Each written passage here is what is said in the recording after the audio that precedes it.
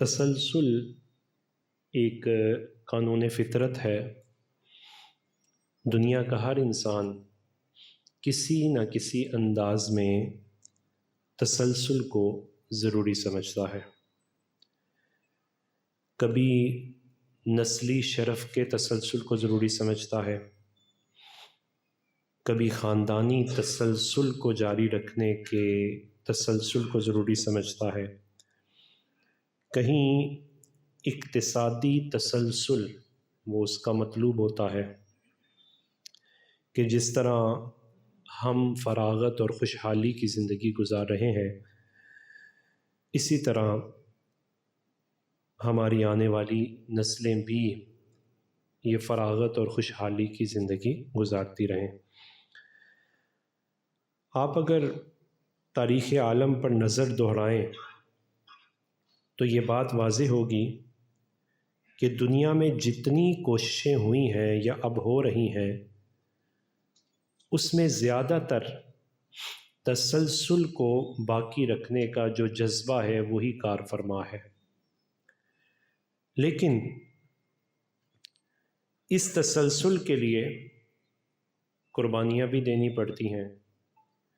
یہی وجہ ہے کہ جو چیز جس کو جتنی عزیز اور محبوب ہوتی ہے وہ اس کے تسلسل کے لیے اتنی زیادہ کوشش کرتا ہے، اور اس کے لیے اگر اسے اپنی جان، اپنی اولاد، حتیٰ کہ اپنے خاندان کو بھی خطرے میں ڈالنا پڑے تو وہ خطرہ مول لے لیتا ہے۔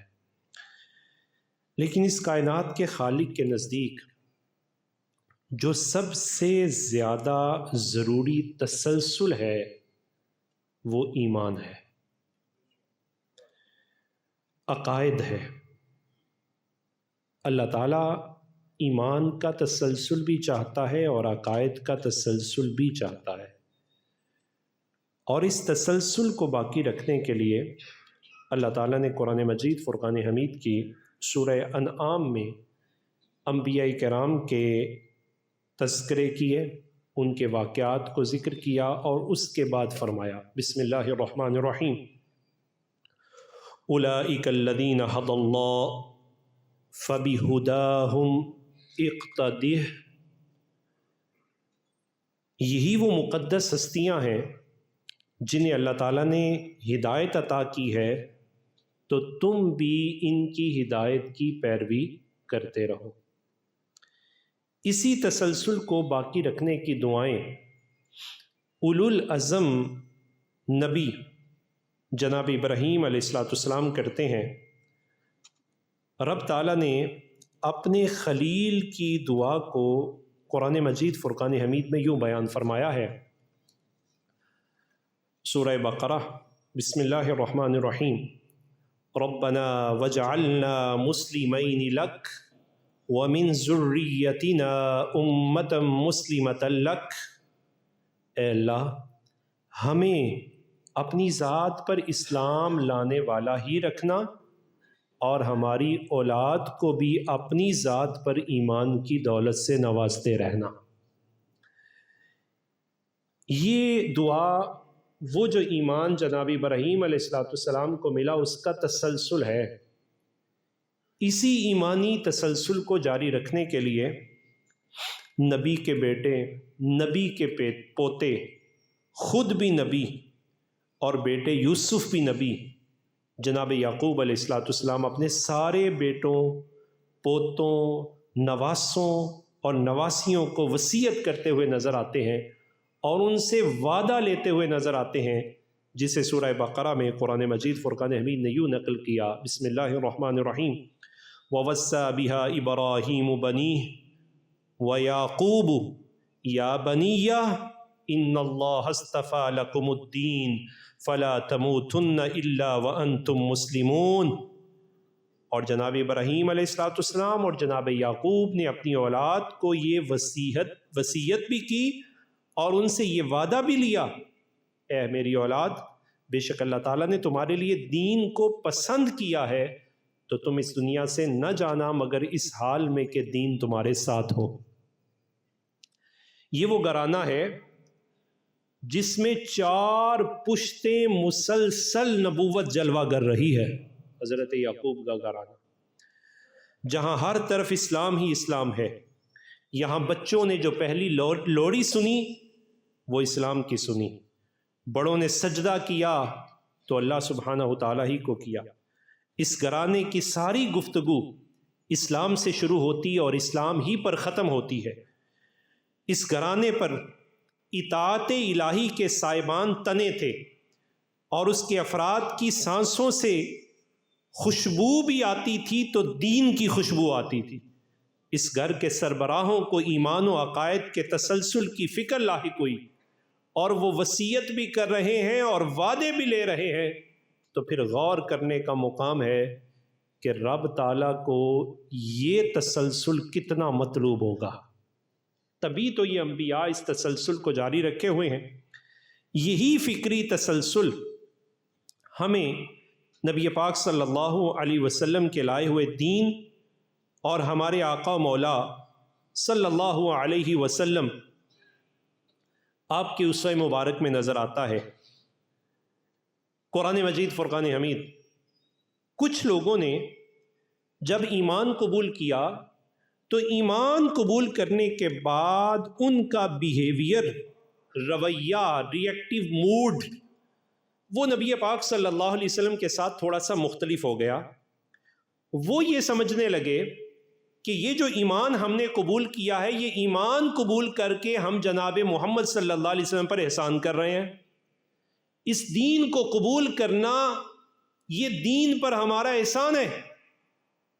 ان کا جب یہ رویہ بدلا، یہ کیفیات بدلی، تو رب تعالیٰ نے سورہ حجرات کی آیت نمبر 17 کو نازل کیا، اور میرے اور آپ کے اسلامک بیہیویئر کو بھی تھوڑا بیلنس کیا۔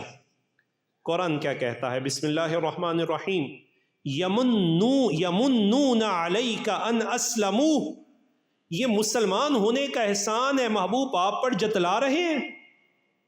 قل، اے پیارے محبوب آپ فرما دیجئے، لا تمنوا علی اسلامکم، اپنے اسلام کا احسان مجھ پہ نہ جتلاؤ۔ اب کیفیات جلالی کیا ہے؟ رب تعالیٰ فرماتا ہے، بل اللہ یمن علیکم ان ہداکم للایمان، اور یہ اللہ کا احسان ہے کہ تمہارے سینوں میں اسلام ڈال دیا۔ یہ اللہ کا احسان ہے کہ اس نے تمہیں ایمان کے لیے ہدایت کا نور عطا فرما دیا ہے، ان کنتم صادقین، اگر تم سچے ہو۔ یہاں گرامیٹکلی ذرا اس آیہ مبارکہ کو دیکھیے گا، سورہ حجرات کی آیت نمبر 17 ہے، یہاں 2 مرتبہ یمنو کا لفظ آیا ہے، یمنون علیک، اور جواب میں آیا بل اللہ یمن علیکم، وہ کہتے ہیں ہم آپ پر احسان کر رہے ہیں۔ یہ محبوب کو کہہ رہے تھے، جواب اللہ نے دیا، اللہ نے تم پر احسان کیا ہے۔ ایک پہلو، اور پھر بل، یہ پہلے تصور کی نفی کر کے اصل حقیقت کی طرف منتقل کرتا ہے۔ گویا قرآن کہہ رہا ہے حقیقت میں ایمان یہ بندے کا احسان نہیں، یہ اللہ کا احسان ہے جس بندے کو اللہ عطا فرما دے۔ یہاں فکری اور روحانی پہلو ہیں ہم سب کے لیے کہ اگر کوئی عبادت کرتا ہے، بندگی کرتا ہے، دینداری اختیار کرتا ہے، تو کبھی بھی مت اترائے، یہ اللہ تعالیٰ کا احسان ہے، بندے کا کوئی کمال نہیں ہے۔ دوسری بات کہ اصل کمال بھی یہی ہے بندے کا کہ رب اسے قبول فرما کے دین کی دولت عطا فرما دے۔ نبی پاک صلی اللہ علیہ وسلم ارشاد فرماتے ہیں کہ اللہ تعالیٰ من یرید اللہ بہ خیرا یفقہہ فی الدین، اللہ جس کے ساتھ بلائی کا ارادہ فرماتا ہے اسے دین کی سمجھ عطا فرما دیتا ہے۔ تیسرا پہلو، نماز پڑھنا، روزہ رکھنا، خدمت خلق کرنا، صدقے کرنا، دین کی خدمت کرنا، یہ سب اللہ تعالیٰ کے فضل کے مظاہر ہیں۔ حضرت امام حسن بصری ایک جملہ فرمایا کرتے تھے تمہارے نیکیوں سے زیادہ اللہ تعالیٰ کا تم پر احسان ہے کہ اللہ تعالیٰ نے تمہیں نیکیوں کی توفیق عطا فرمائی۔ یہ جملہ انسان کو بیلنس رکھتا ہے۔ آج کے دور میں انسان مختلف صورتوں میں منت کا، احسان کا شکار ہو جاتا ہے۔ کوئی اپنے علم کا احسان جتلاتا ہے، کوئی اپنی عبادت کا، کوئی اپنی خدمت اور قربانی کا، کوئی اپنے تعلق کی وابستگی کا۔ قرآن ان سارے رویوں کی اصلاح کرتا ہے کہ تم دین پر احسان نہیں کر رہے، یہ توفیق دے کر دین تم پر احسان کر رہا ہے۔ یہ آیت ہمیں ہیوملٹی، عاجزی بھی سکھاتی ہے، شکر گزاری سکھاتی ہے کہ جس شخص کو یہ احساس ہو جائے کہ ایمان، ہدایت اور نیکی وہ اللہ تعالیٰ کی عطا ہے، پھر اس کے اندر تکبر پیدا نہیں ہوتا، دوسروں کو حقیر سمجھنے کی بیماری ختم ہو جاتی ہے، اور خدمت کے بعد بھی وہ اپنے آپ کو محتاج رحمت ہی سمجھتا ہے۔ قرآن نے یہی پیغام دیا، بل اللہ یمن علیکم ان ہداکم للایمان، اللہ نے تم پر احسان کیا ہے کہ اس نے تمہیں ایمان کی دولت عطا فرمائی ہے۔ اب پھر یہ ایمان جب اس کی دولت ملی تو اس کے مقابل قوتیں موجود ہیں، وہ سب سے بڑی نعمت کو چھیننا چاہتی ہیں، ریزسٹنس دکھاتی ہیں کہ اس کے ایمان کو مضبوط نہ ہونے دیا جائے، اس کے ایمان کو کمزور کر دیا جائے، اس کے ایمان کو کسی نہ کسی طرح اس سے چھین لیا جائے۔ اگر وہ قوت موجود تھی تو رب تعالیٰ نے ہمیں اس الارمنگ سچویشن میں یہ پیغام دیا اور ہم سے تقاضا کیا۔ سورہ نساء ہے، آیت نمبر 136 ہے، بسم اللہ الرحمن الرحیم، یا ایہا الذین آمنوا آمنوا باللہ ورسولہ والکتاب الذی نزل علی رسولہ والکتاب الذی انزل من قبل ومن یکفر باللہ وملائکتہ وکتبہ ورسلہ والیوم الآخر فقد ضل ضلالا بعیدا۔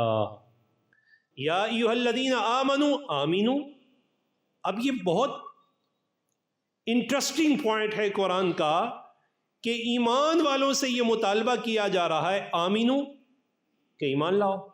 یہ مشکلات قرآن میں سے بھی ہے۔ یہ بالکل ایسے ہی ہے کہ نمازی سے مطالبہ کیا جائے نماز پڑھو، وہ تو نماز پہلے سے پڑھ رہا ہے، پھر اس کا مقصود کیا ہے؟ مقصود یہ ہے کہ اے ایمان والے، اے نمازی جو تو نماز پڑھ رہا ہے اس میں تسلسل کو اختیار کر۔ یا ایھا الذین آمنوا آمنو، اے ایمان والو ایمان لاؤ۔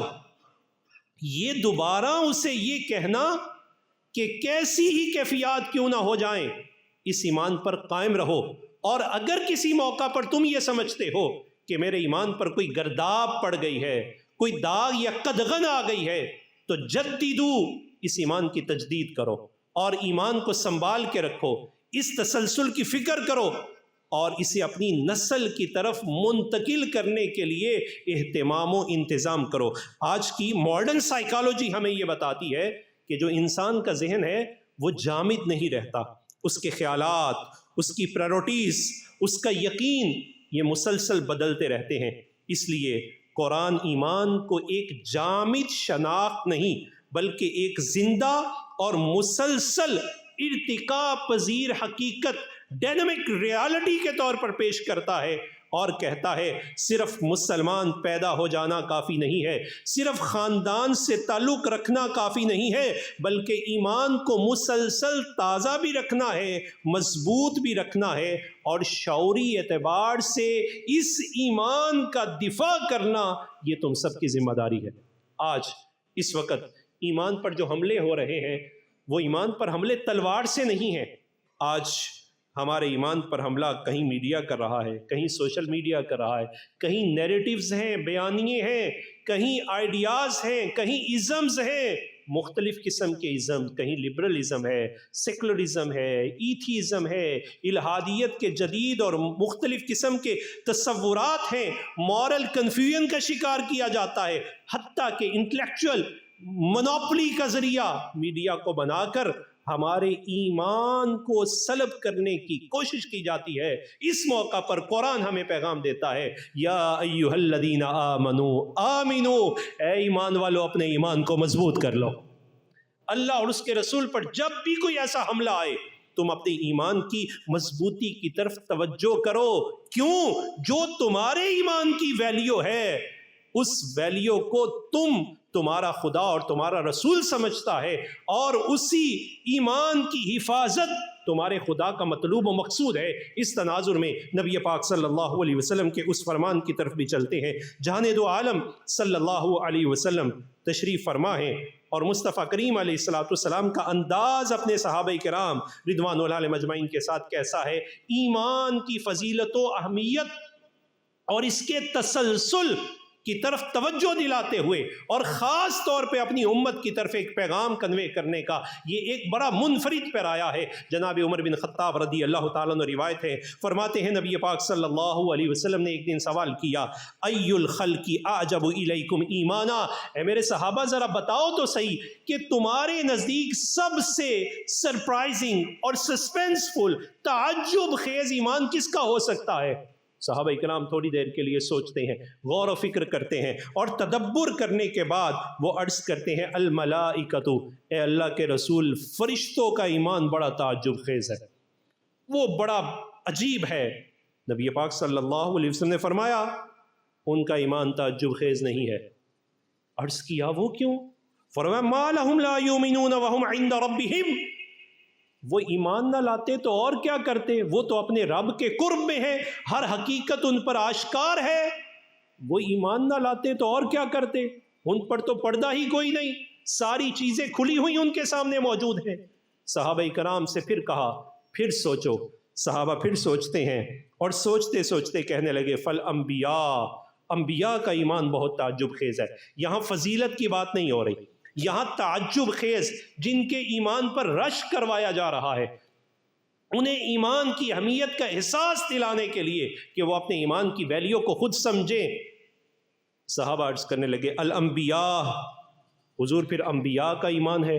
نبی پاک صلی اللہ علیہ وسلم نے فرمایا وما لہم لا یؤمنون والوحی ینزل علیہم، انبیاء کیوں نہیں ایمان لائیں گے؟ ان کا تو سورس ہی ڈائریکٹ ہے، ان پر تو وحی نازل ہو رہی ہے، وہ تو ایمان لائیں گے. ما لہم لا یؤمنون. صحابہ کرام پھر خاموش ہو گئے. نبی پاک صلی اللہ علیہ وسلم آپ نے فرمایا کہ پھر سوچو. اب سوچنے کے بعد انہوں نے کہا والصحابۃ، صحابہ کا ایمان بہت تعجب خیز ہے.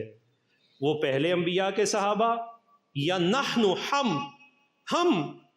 اب جب یہ بات کی تو نبی پاک صلی اللہ علیہ وسلم نے اس کا بھی جواب دیا. فرمایا وما لکم لا تؤمنون وانا بین اظہرکم، رہی تمہاری بات تم ایمان نہیں لاؤ گے تو اور کیا کرو گے، میں سب کچھ تو تمہارے سامنے کھول رہا ہوں.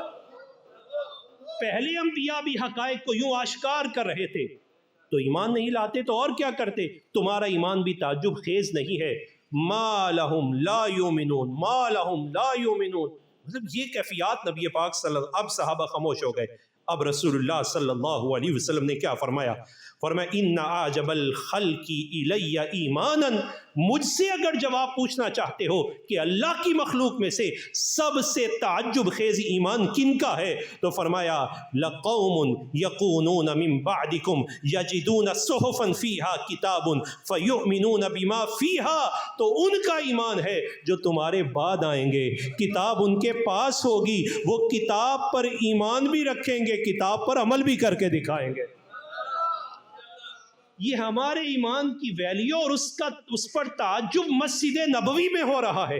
اور جہان دو عالم صلی اللہ علیہ وسلم اپنے صحابہ کے درمیان اس ایمان کی کیفیت کو اس تعجب کے انداز میں بیان کر کے ہمیں ایمان کی ویلیو کے بارے میں آگاہ کر رہے ہیں کہ کبھی ہمیں اس پیرائے پر سوچنا چاہیے کہ ہمارا یہ احسان اللہ پر نہیں، دین پر نہیں، رسول اللہ پر نہیں، یہ اللہ کا احسان ہم پر ہے کہ رب تعالیٰ نے اپنی مخلوق میں سے بن دیکھے قرآن کی دولت کے ساتھ ہمیں ایمان کی دولت عطا فرمائی ہے.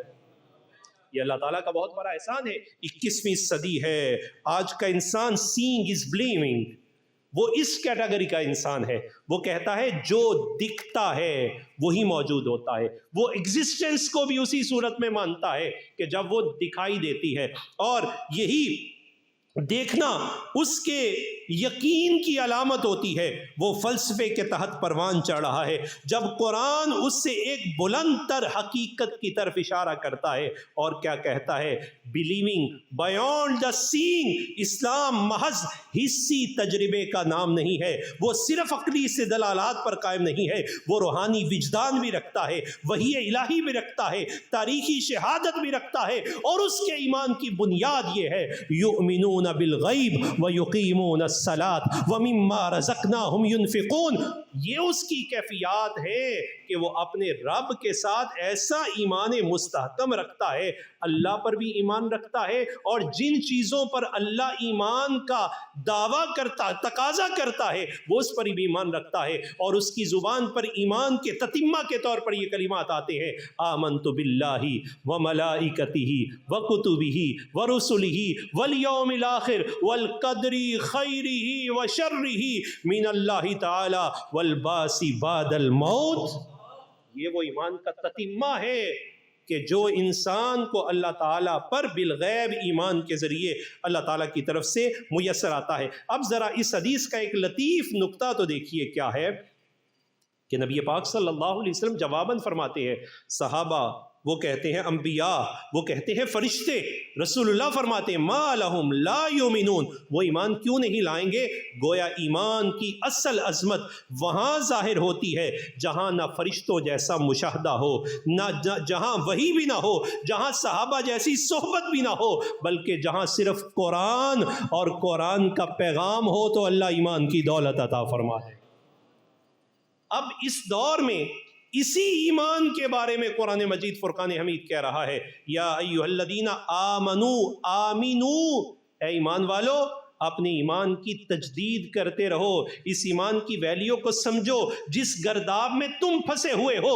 تمہارے ایمان پر طرح طرح کے حملے ہوتے ہیں، اور جب وہ حملے ہوں گے تو تمہارے ایمان کی کیفیت وہ کم کے اعتبار سے کبھی زیادہ اور کبھی کم ہو سکتی ہے، تو تمہیں یہ چاہیے کہ اپنے ایمان کی تجدید کرتے رہو۔ اب اس پر نبی پاک صلی اللہ علیہ وسلم اس کیفیت کو ایک مثال کے ذریعے سمجھاتے ہیں، فرمایا ان الایمان لا یخلق فی جوف احدکم، کہ بے شک ایمان، یہ تمہارے پاس جو ایمان ہے یہ کبھی کبھی بوسیدہ ہوتا ہے، اس پر قدغن لگتی ہے، کما یخلق الثوب الخلق، جس طرح تم نے کپڑے پہنے ہوں تو کپڑے بوسیدہ ہو جاتے ہیں، اس طرح تمہارا ایمان بھی کبھی کمزور ہو جاتا ہے۔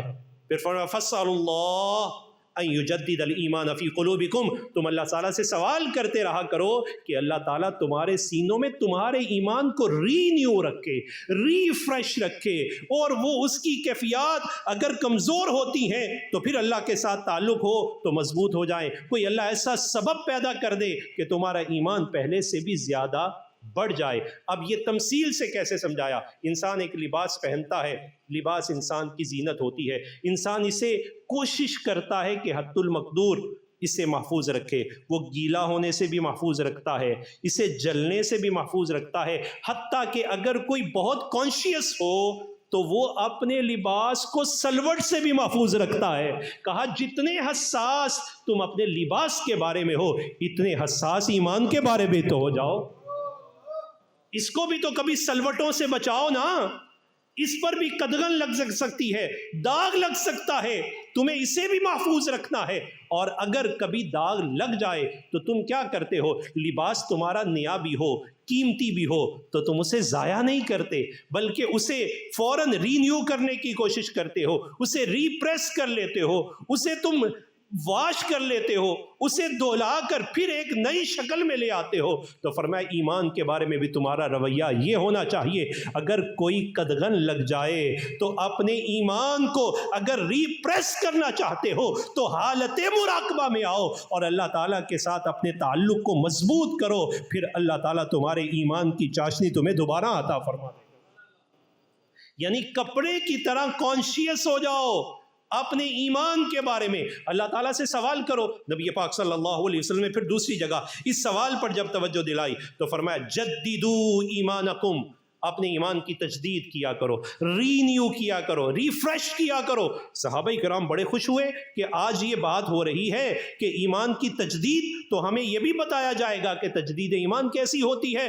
فوراً ان کے اندر جو سوال تھا، وہ تڑپ تھی، کانشیس ہو گئے تھے اپنے ایمان کے بارے میں، ایمان کی حفاظت، ایمان کے تسلسل کے بارے میں، تو انہوں نے فوراً سوال کر دیا، کیفا نجدد ایماننا۔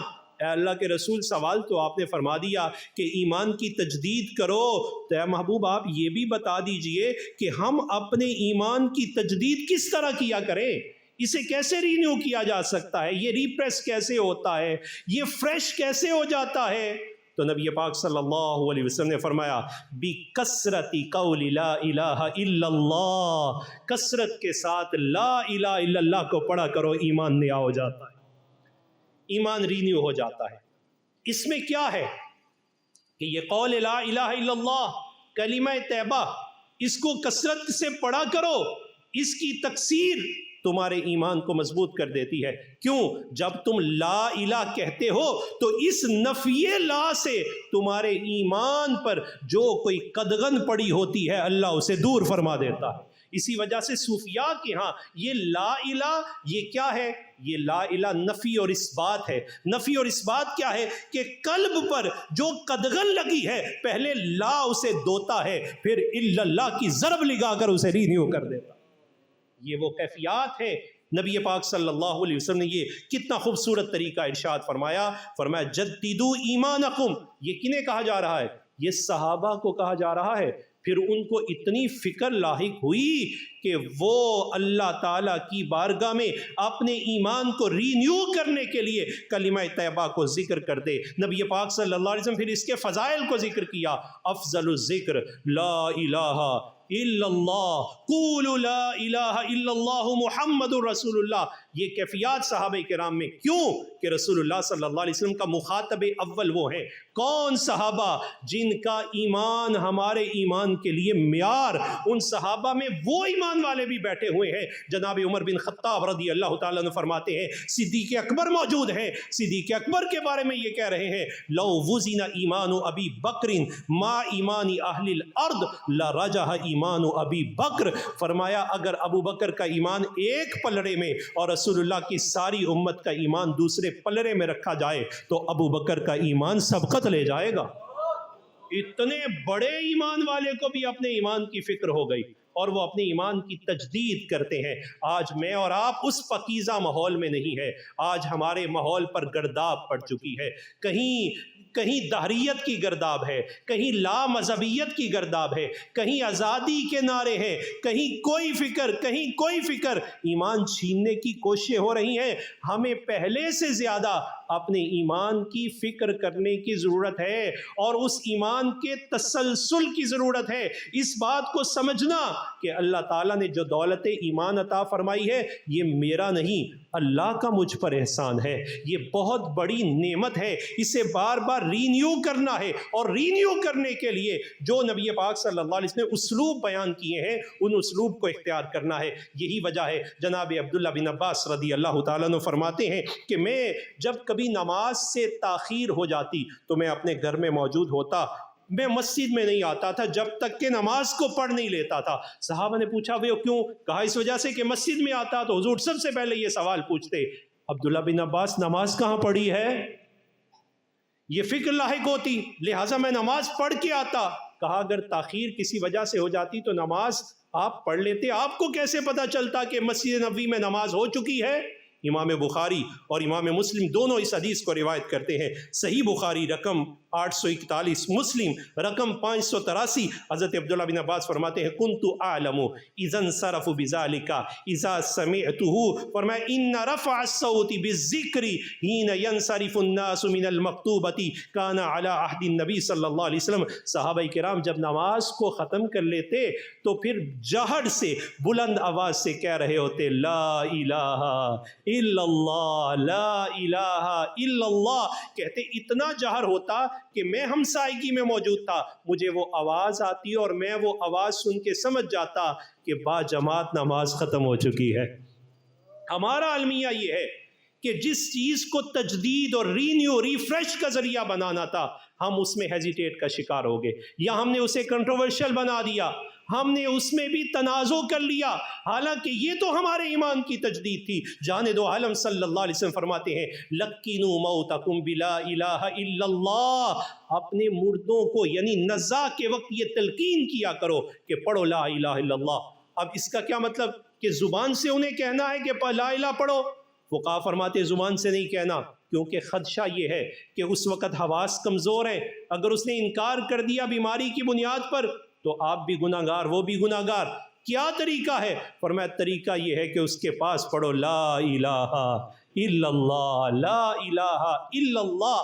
اب وہ بندہ ایسا ہے کہ وہ نماز پڑھتا ہے، بندگی فریضہ ادا کرتا ہے، اور فریضے کے بعد اپنے نمازی بھائیوں کے ساتھ بیٹھتا ہے اور سنتا ہے، اس کے کانوں میں آواز آ رہی ہے لا الہ الا اللہ، کہا اس کے ذہن میں تصور بنتا ہے، لگتا ہے نماز ختم ہوئی ہے تو کیوں نہ میں بھی کہوں لا الہ الا اللہ۔ یہ کیفیات اس پر، اور پھر اسی کا فلسفہ فقہا نے کہا کہ جب انسان دنیا سے چلا جاتا ہے اور پھر نماز جنازہ پڑھنے والا اس کے ایمان کا گواہ ہوتا ہے، اور یہ گواہی مشاہدہ ہوتی ہے کہ جب نمازی کے ساتھ نماز پڑھتا ہے اور جہر سے کہتا ہے لا الہ الا اللہ، تو دوسرا نمازی جو اس کی نماز جنازہ ادا کرنے کے لیے آتا ہے بطور مشاہد گواہ بن کے کہتا ہے یا اللہ بندگی بھی آنکھوں سے دیکھی ہے اور کلمہ طیبہ کا ورد بھی کانوں سے سنا ہے، لا الہ الا اللہ۔ لہٰذا ایسی چیزوں کو بالکل تنازع میں نہیں جانا چاہیے، بلکہ انہیں اپنے ایمان کی تجدید کا ذریعہ سمجھ کر پوری خلوص کے ساتھ اور پوری کیفیات کے ساتھ ادا کرنا چاہیے۔ نبی پاک صلی اللہ علیہ وسلم آپ فرماتے ہیں جددو ایمانکم، اپنے ایمانوں کی تجدید کرتے رہا کرو بقولی لا الہ الا اللہ۔ یہ پرفتن دور ہے، ایمان کو سب سے بڑی نعمت سمجھیے، اس کی حفاظت کا اہتمام کیجیے، اس کے تسلسل کو قائم رکھنے کے لیے اللہ تعالیٰ کی بارگاہ میں دعائیں بھی اور اعمال بھی کیجیے۔